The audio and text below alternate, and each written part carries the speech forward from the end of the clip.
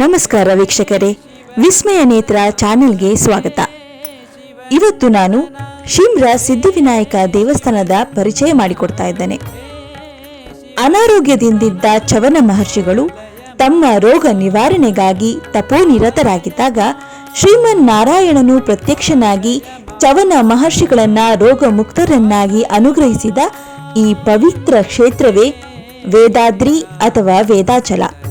ಈ ವೇದಾಚಲ ಪರ್ವತ ಶ್ರೇಣಿಯ ತಪ್ಪಲಲ್ಲಿ ಉಡುಪಿಯ ಜೀವನದಿಯಾದ ಸ್ವರ್ಣ ನದಿಯ ಮಡಿಲಲ್ಲಿ ಸ್ಥಿತವಾಗಿದೆ ಈ ಶಿಮ್ರಾ ಸಿದ್ಧಿವಿನಾಯಕ ದೇವಸ್ಥಾನ. ಅದ್ಭುತ ಪ್ರಕೃತಿ ಸಿರಿ ಹೊಂದಿದ ಈ ಭವ್ಯ ದೇವಾಲಯ ಇಂದಿನ ಆಕರ್ಷಣೆ. ಮಣಿಪಾಲದಿಂದ ಪೆರಂಪಳ್ಳಿ ಸಾಗುವ ರಸ್ತೆಯಲ್ಲಿ ಉಪ್ಪೂರು ಕಡೆಗೆ ಹೋಗುವ ರಸ್ತೆಗೆ ತಿರುಗಿದ್ರೆ ಸ್ವರ್ಣ ನದಿಗೆ ಅಡ್ಡಲಾಗಿ ನಿರ್ಮಾಣವಾಗಿರುವಂತಹ ಸೇತುವೆಗೂ ಮುನ್ನವೇ ಸಿಗುವ ದಾರಿಯಲ್ಲಿ ನೇರವಾಗಿ ಹೋದ್ರೆ ಶಿಮ್ರಾ ಸಿದ್ಧಿವಿನಾಯಕ ದೇವಸ್ಥಾನವನ್ನ ತಲುಪಬಹುದು. ಸಂಪೂರ್ಣವಾಗಿ ಗ್ರಾನೈಟ್ ಕಲ್ಲಿನಿಂದ ನಿರ್ಮಾಣವಾಗಿರುವ ಈ ದೇಗುಲದಲ್ಲಿ ಪ್ರಧಾನವಾಗಿ ಗಣೇಶ ಹಾಗೂ ಸುಬ್ರಹ್ಮಣ್ಯನ ಆರಾಧನೆ ನಡೀತದೆ. ಸಂಕಷ್ಟಹರ ಚತುರ್ಥಿಯ ದಿನ ಇಲ್ಲಿ ವಿಶೇಷ ಪೂಜೆಗಳು ನಡೀತದೆ. ಅತ್ಯಂತ ಪುರಾತನವಾದ ಈ ದೇವಸ್ಥಾನದಲ್ಲಿ ಕೃಷ್ಣಂಗಾರಕ ಚತುರ್ದಶಿಯ ಸ್ಥಾನ ಅತಿ ಪವಿತ್ರವಾದದ್ದು ಹಾಗೆ ವಿಶೇಷವಾದದ್ದು.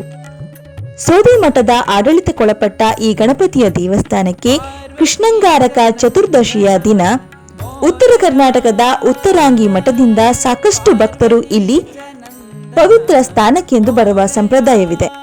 ಅಷ್ಟೇ ಅಲ್ಲದೆ ಅಷ್ಟಮಠವನ್ನು ನಂಬುವಂತಹ ಸಾಕಷ್ಟು ಸ್ಥಳೀಯ ಭಕ್ತರು ಕೂಡ ಇಲ್ಲಿ ಪುಣ್ಯ ಸ್ಥಾನವನ್ನ ಗೈತಾರೆ. ಇವರೊಂದಿಗೆ ಅಷ್ಟಮಠದ ಯತಿಗಳು ಕೂಡ ಸ್ನಾನ ಮಾಡುವ ಸಂಪ್ರದಾಯ ಇದೆ. ಇಲ್ಲಿ ಕೃಷ್ಣಂಗಾರಕ ಚತುರ್ದಶಿಯ ದಿನ ಸ್ನಾನ ಮಾಡಿದರೆ ಮಾಡಿದ ಪಾಪಗಳೆಲ್ಲವೂ ಕಳೆದು ಎಳ್ಳು ಸಿಡಿದ ಶಬ್ದ ಕೇಳುತ್ತದೆ ಎಂಬ ನಂಬಿಕೆ ಇದೆ. ಹಾಗಾಗಿ ಇಲ್ಲಿ ಕೃಷ್ಣಂಗಾರಕ ಚತುರ್ದಶಿಯ ದಿನ ಸ್ನಾನಕ್ಕೆಂದು ಅನೇಕರು ಬರುತ್ತಿದ್ದಂತಹ ಸಂಪ್ರದಾಯವಿತ್ತು.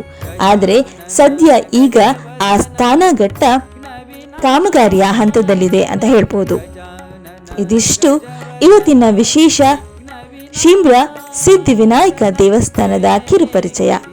ನಮಸ್ಕಾರ.